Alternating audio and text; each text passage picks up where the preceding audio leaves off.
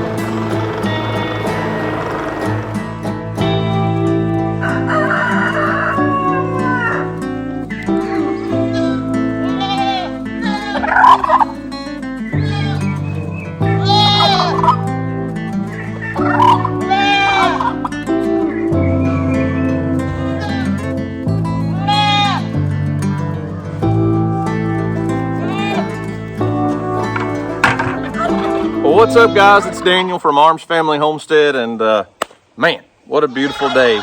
Beautiful spring day in southern Oklahoma.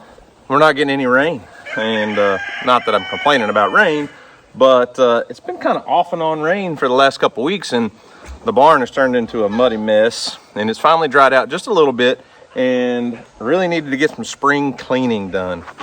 I got a stalker behind me. What are you doing, buddy? Bear, we got a stalker.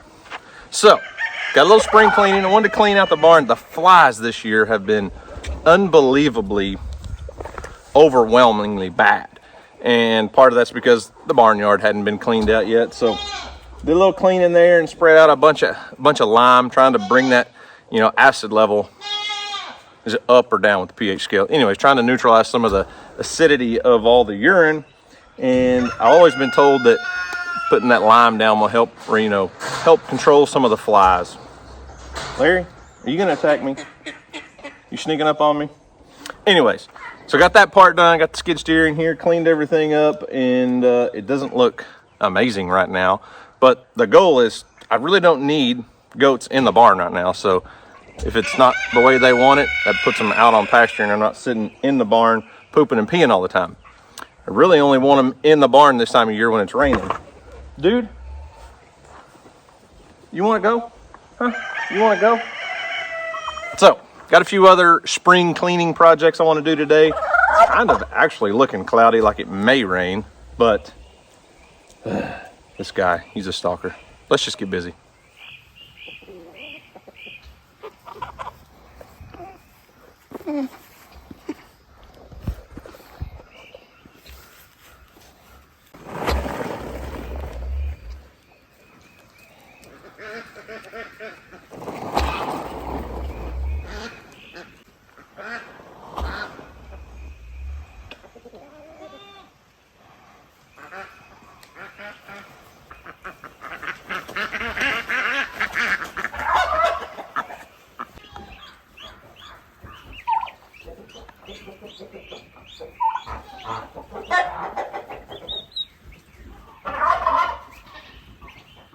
mama turkey and her babies. She's down to 6. We lost a couple so far, and you know, it's just part of raising turkeys. They're not exactly the toughest little birds, but after we moved Larry out of here, I went ahead and moved the other 3, the turkey, the duck, and the emu over here. So they're all just hanging out in this pen now. So they're all doing good in there, and bigger space, more room, less flies, less mud, all the things. So, and Goose here, you guys know that I put some eggs under Goose about a week ago, maybe a little longer now by the time you see this, but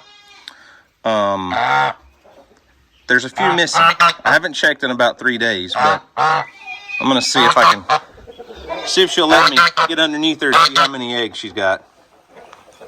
Go back. Well, I know you're gonna bite me, but I'm gonna check underneath you, okay, Goose? Okay? All right, you ready? Ow! Goose! That hurt. She's got, what, 6 eggs? Golly, Goose. Jeez. You almost dropped blood. Hey. No, no. No, no, Goose. All right, I'll leave you alone.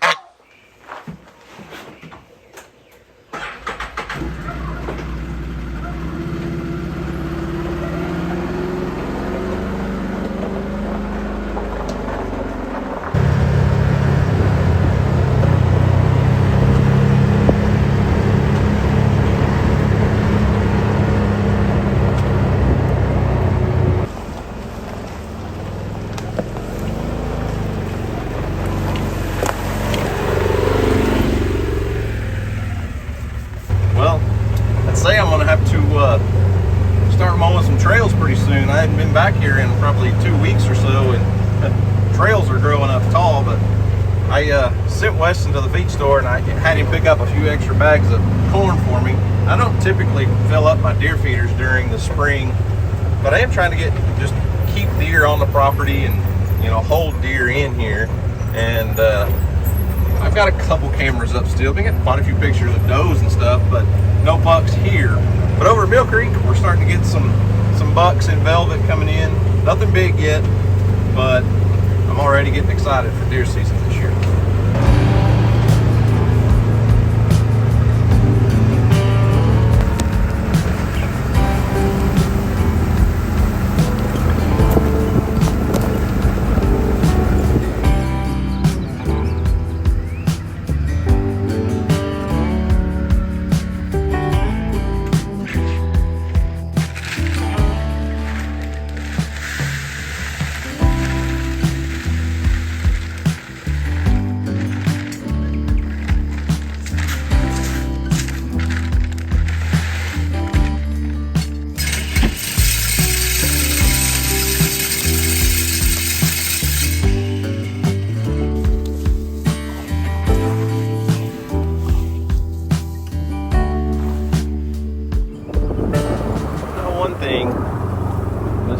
Spring rain this year has been amazing for our hay fields. This stuff is probably pushing 2.5, close to 3 feet tall, and it's not like that everywhere on the property, but our hay fields should do pretty darn good this year, I hope. And stop by the house and wash off the windshield. The thing was so dirty you couldn't see anything. And then on to the next chore. I wonder if there's any donkeys in there anywhere.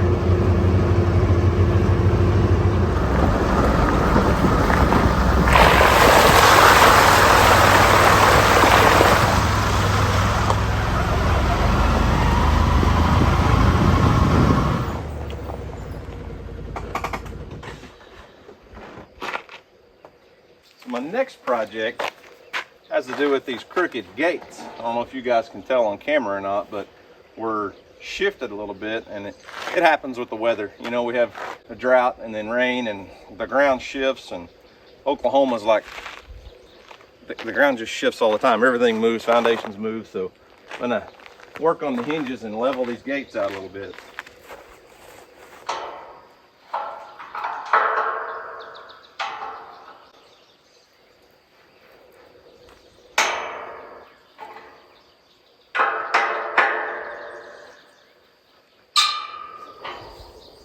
pretty close. Line up. A looks good. Everything back down, all the hinges. Brought a grease gun with me. I may go ahead and grease all these hinges. It's been a long time since I've actually greased them.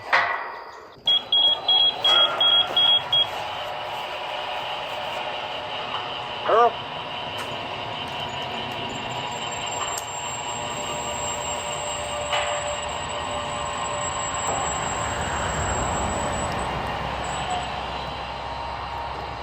You know, I don't want to sound like a jerk or conceited or anything, but installing this automatic gate on our driveway was one of the best things we ever did for our property. And I know someone could cut a fence and go around it easily. I'm not saying this is like top-notch security, going to stop all intruders, but it amazes me how many people don't respect private property or don't respect people's space. Like, I know we put ourselves out to the world. We put ourselves out, you know, to everyone, to the open world. But it's just bizarre. Like, I don't just walk up to random people out in public or walk up to random people's doors and just start talking to them. But you leave those gates open, within a day or so, someone's going to be driving up to the house. And I'm not even just talking about fans, just random people just drive our driveway, dump trash, drive our driveway, camp out at the creek, and do all kinds of random stuff. And just peace of mind. Our driveway it's a half a mile from here to my house. So when you're out in the country, people, you know, pull in roads like this and pop fireworks and do all kinds of random stuff because they just think it's just an abandoned road. But somebody lives down that road. Somebody lives down that road that has lots of guns. The gate, greatest thing we ever did. Yep, there's donkeys in the hot wire. What's up, Phoebe? Just munching, huh? You ain't got much to say today? You girls are doing a good job in there. Grass is looking good. I had a lot of naysayers when I built that 2-wire hot wire fence right there. A lot of folks said 2 wires won't keep them in. You need at least 3. You need to do this, you need to do that. And we had a couple escapees the very first day. I'm telling you, since then, not one single escape.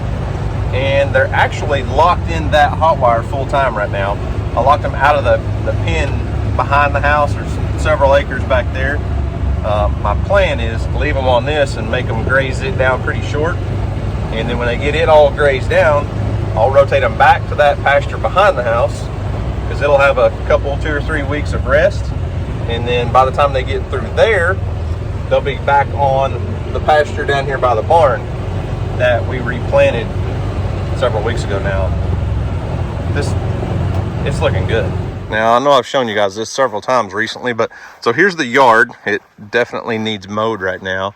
And here's this bottom pasture that's right next to the barn where all the animals were, the donkeys and alpacas, for months. And reseeding that has been the best thing in the world. Look at that. Grass is nice and thick. You can definitely see where the rows on the planter were. Oh, there goes a squirrel. Where'd you go? I see you. I see you sticking your head out there.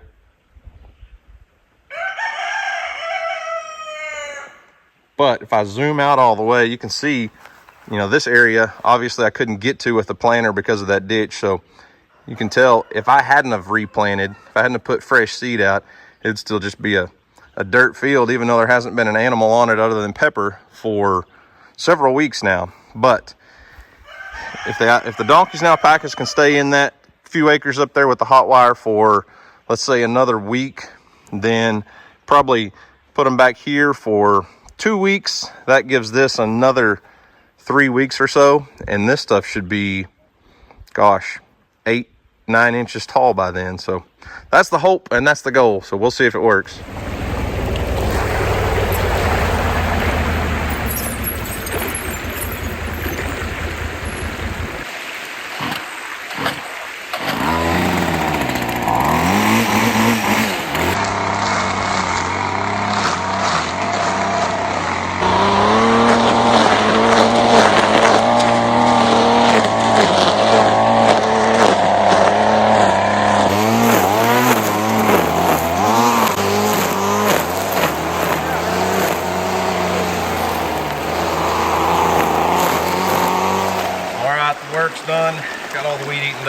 gate's fixed, feeder's filled, barn's clean. You guys know I didn't come all the way to the creek and not bring a fishing pole, right? I mean, that's common sense.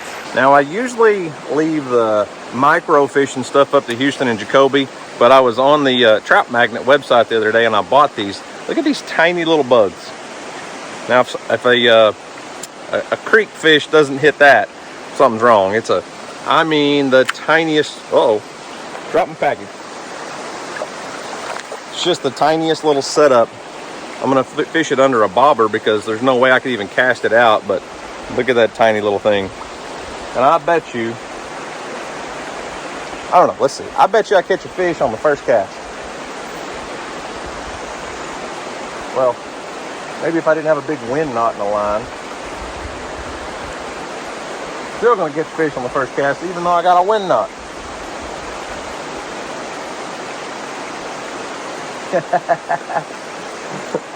We're minnow fishing. Oh my goodness.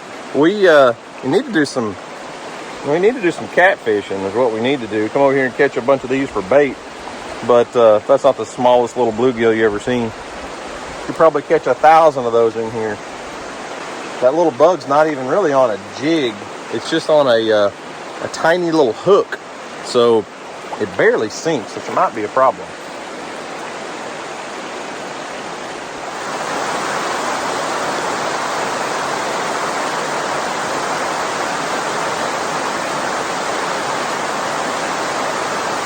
There's one.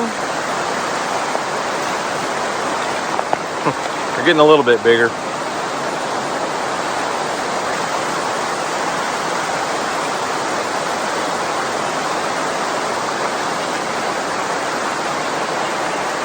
Look at this guy. It's like a green sunfish and a long ear. I don't know. I'm not a sunfish expert, but I know in this creek we get some beautiful colored fish, but they do seem to crossbreed a little bit. Look at this guy. Hey, camera, I'm down here. Look at this guy. Definitely looks like a green sunfish, but got the colors of a long ear. Earl, you want to bite? Thanks for that, Earl. I appreciate it. Well, I'm not going to stay down here long and fish a bunch. I just wanted to try out a new little lure. Houston will be home in a little while, and I'm sure he's going to want to go do something. But actually, DJ just called me and said, you know that conversation I had about my gate and how people just don't know space? They don't know how to be polite. Well, DJ just pulled up to our gate, and there's a pickup truck down there with two people with Texas tags sitting in our driveway. She actually said she just drove on by. So I'm gonna pack my stuff up and go see if there's somebody sitting at our gate. Sometimes fans come in and take pictures and stuff, but I don't know, it's really strange to me. Personal space is, I don't know. People seem to have lost respect for others' personal space. And I grew up out here in the country where you can see I've got nothing but personal space. I don't know, it's just part of the game, I guess. Earl, are you coming with me, buddy? Let's go.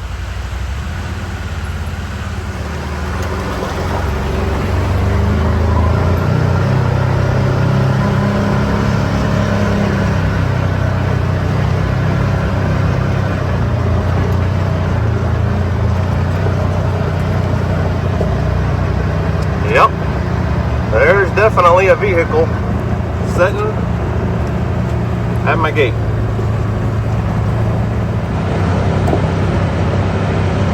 Guess we'll go see what they want.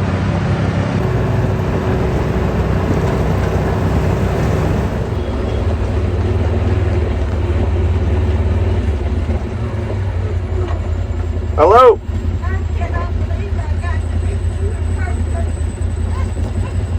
Earl, come here. You'll just... Well, I don't know about all this time, but my wife and kids drove by and said someone was sitting at our gate. Okay, Daniel. I am Sherry Kidwell. Okay. So how long have you been sitting out here? I mean no harm to you guys. No. I'm 78 years old. Bye, big day. Something looks familiar on this gate. That's it. I think she wanted me to go on through. I thought maybe it just opened for sure, but I knew it wouldn't. Yeah.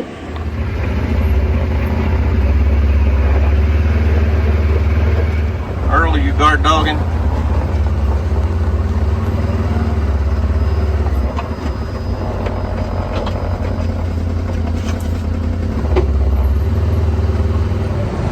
Well, sweetest old lady you ever met.